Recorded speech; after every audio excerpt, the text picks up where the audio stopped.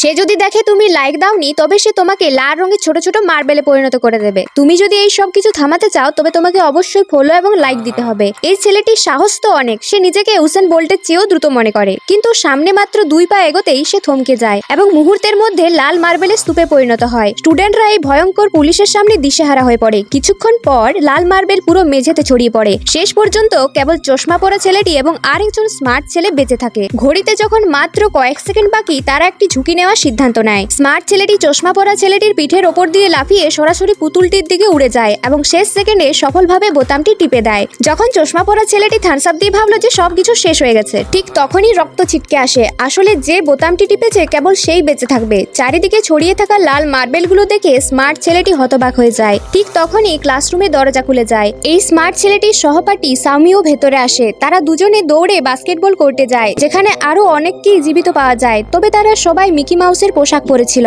তারা স্মার্ট ছেলেটি এবং সাউমিকেও একটি পোশাকের সেট দেয়। হঠাৎ মেঝে মাঝখান থেকে 2 ভাগ হয়ে যায় এবং একটি বিশাল সাদা লাকি ক্যাট আবির্ভূত হয়। সে মিকি মাউস ড্রেস পরে একজনকে গিলে ফেলে। বোঝা যাচ্ছে এই রাউন্ডের খেলা হলো বেড়াল এবং ইঁদুর। সবাই বুঝতে পারেছে মেঝের সেই সোনালী ঘন্টিটি যদি বেড়ালের গলার বাস্কেটে ফেলা যায় তবেই তারা বেঁচে ফিরতে পারবে। একজন বাস্কেটবল খেলোয়াড় জাম্প শট নেওয়ার চেষ্টা করে, কিন্তু বেড়ালটি তাকে থাপ্পড় মেরে দেওয়ালে পিষে দেয়। সবাই যখন আতঙ্কে থমকে যায় তখন বেড়ালটি ওপর থেকে ঝাঁপ দিয়ে আরো দুজনকে পিষে ফেলে। এই সময় স্মার্ট ছেলেটি একটি বুদ্ধি বার করে। সে এবং সাউমি মিলে ঘন্টাটি একটি বাস্কেটবলের ভেতরে লুকিয়ে ফেলে যাতে বেড়ালটি সতর্ক না হয়। কিন্তু স্মার্ট ছেলেটি কখনো বাস্কেটবল খেলেনি, তাই তার লক্ষ্য খুব একটা ভালো ছিল না। যখন মনে হচ্ছিল বলটি লক্ষ্যভ্রষ্ট হবে, তখনই আরেকজন স্মার্ট এবং দক্ষ ছেলে বলটি লুপে নিয়ে সরাসরি ডাঙ্ক করে টাস্কটি সম্পন্ন করে।